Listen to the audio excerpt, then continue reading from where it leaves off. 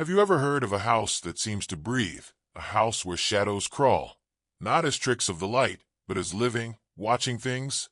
Tonight, we're diving into the chilling tale of the house that sleeps in shadows. If you love spine-tingling horror stories, don't forget to hit that subscribe button and turn on notifications. You won't want to miss the nightmares waiting for you here. The house that sleeps in shadows. It started as a dare. Of course, it always does. In the quiet, fog-choked town of Blackwood, the old Caldwin estate stood like a scar on the landscape. Its windows were always dark, its doors covered in deep, claw-like scratches. Children called it the house that sleeps in shadows because, even at noon, the house was cloaked in an unnatural gloom. When Eliza, Sam, and Marcus heard the stories, they laughed. They were college kids with too much bravado and not enough sense. A weekend in Blackwood had been a random choice for a road trip, but when they overheard a bartender warning locals about the house, their curiosity was piqued. "It's just a house," Eliza scoffed, her hazel eyes sparkling with a mix of defiance and excitement. "Yeah, and ghosts aren't real," Sam added, flipping his messy blonde hair out of his face. Marcus stayed quiet. He wasn't a believer, but the thought of venturing into the house made his skin crawl. Still, he wasn't about to back out and look like a coward. By midnight, the three were standing at the edge of the estate. The house loomed before them, its warped, blackened wood seeming to shift under the moonlight. Vines coiled up its sides like skeletal fingers. The gate creaked open on its own, as though the house was inviting them in. "That's not creepy at all," Marcus muttered. "It's just the wind," Eliza said, rolling her eyes. She pushed the gate wider, the rusted metal groaning like a dying animal. Inside, the air felt heavier. The temperature dropped sharply, and a faint smell of decay lingered.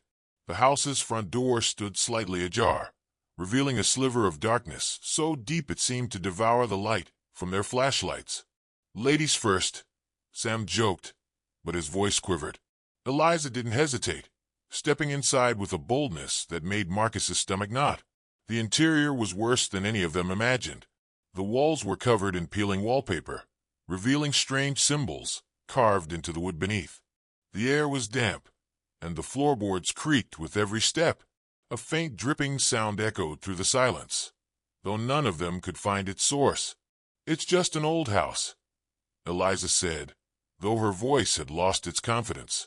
"Why does it smell like something died in here?" Sam asked, holding his sleeve over his nose. Marcus shined his flashlight along the walls, his eyes catching on a painting. It was an old portrait of a family, a man, a woman, and a little girl, but their faces had been scratched out, all except the little girl's eyes, which stared out with a startling intensity. "We should leave," Marcus said, his voice tight. "What's the matter? Scared of a little art?" Eliza teased, but before Marcus could reply, a loud bang echoed from upstairs. They all froze. "What was that?" Sam whispered, his voice barely audible. "Probably the wind," Eliza said, but her bravado was wearing thin. "Let's check it out." "Or hear me out. We could not check it out," Marcus said. But Eliza was already heading for the staircase. The stairs groaned under their weight as they ascended. The second floor was worse. The shadows here seemed to pulse, as if alive, and the smell of decay was stronger. Doors lined the hallway, most of them closed, but one stood ajar at the far end. "Do we have to?" Marcus asked, his voice shaking. "You don't have to," Eliza said, "but I'm going." She pushed the door open, revealing a small bedroom, a child's room. The walls were covered in faded drawings of trees, animals, and shadows. The bed was still made, though the sheets were gray with dust. A doll sat on the pillow, its glass eyes cracked but staring directly at them. "This is seriously messed up," Sam said.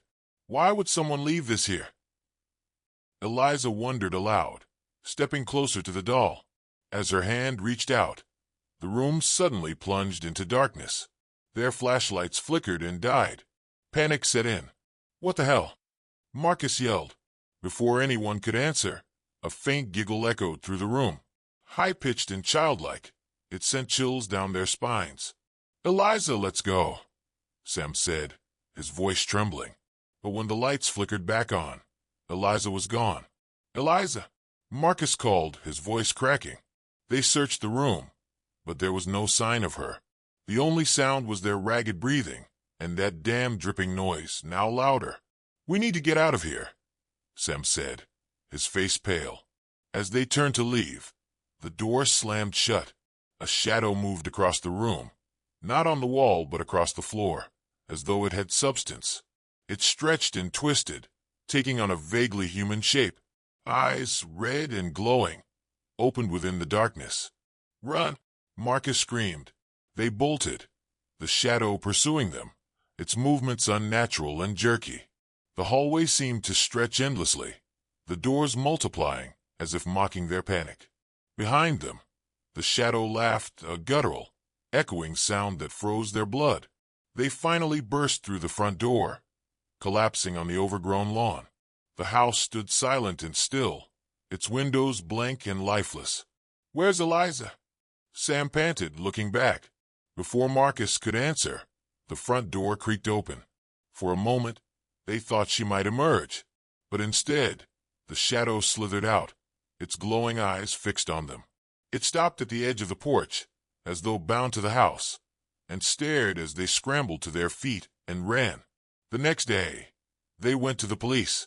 Search parties combed the house, but there was no sign of Eliza. The officers dismissed the boy's story as hysteria, blaming grief for their wild claims. But Marcus and Sam knew the truth.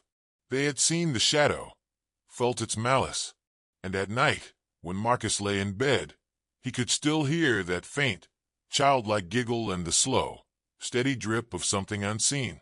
He never returned to Blackwood. Neither did Sam. But sometimes, when Marcus closed his eyes, he saw the house, and he swore it was watching him, waiting for him to return. Closing. If you made it this far,